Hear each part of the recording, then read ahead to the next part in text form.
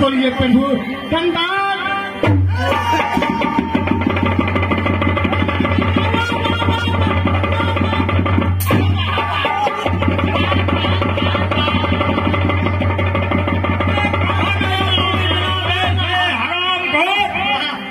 इतना देर से कहाँ गया था?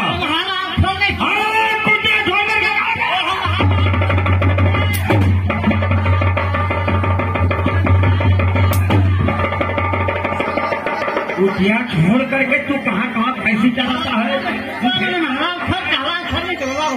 महाराज जी क्या रामदास तो किधर ताश खेलता है और किधर रहता है? तुम भगवान को पूजा नहीं करता है, भगवान को भजन नहीं करता है?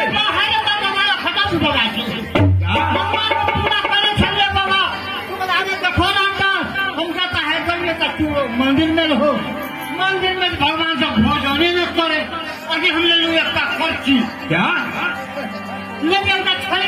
बाबा किस लिए? और तो भगवान जानबे न करे हमरा पहले स्नान कर बाबा सब भगवान से स्नान करो भोजन खा के थाली में भगवान का देने चाहिए। अच्छा वैसे तो भगवान साहब वो शादी कराएंगे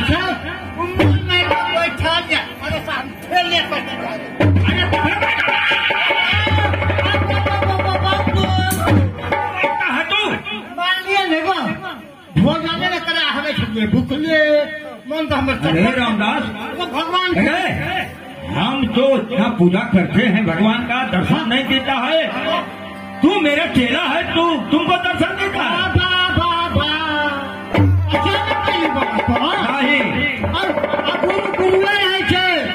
चला खा जाए मिश्री हम भगवान को स्वयं देखते बाबा भगवान को देखता है तो ठीक है।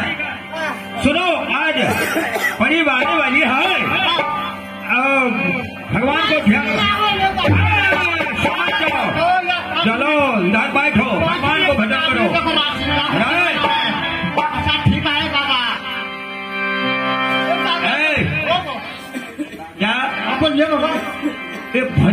सुन लीजिए इसके बाद। अच्छा अरे तो बोलिए बाबा। हम में राम तुम में राम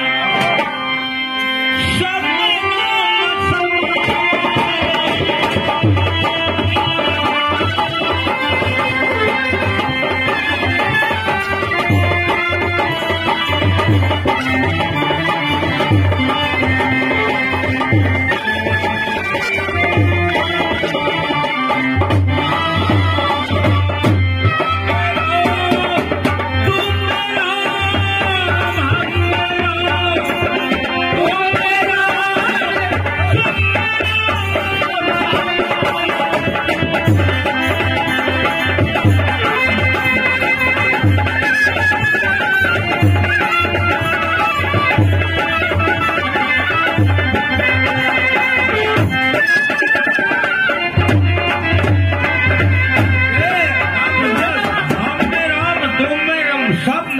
समया रात जाना हो गया।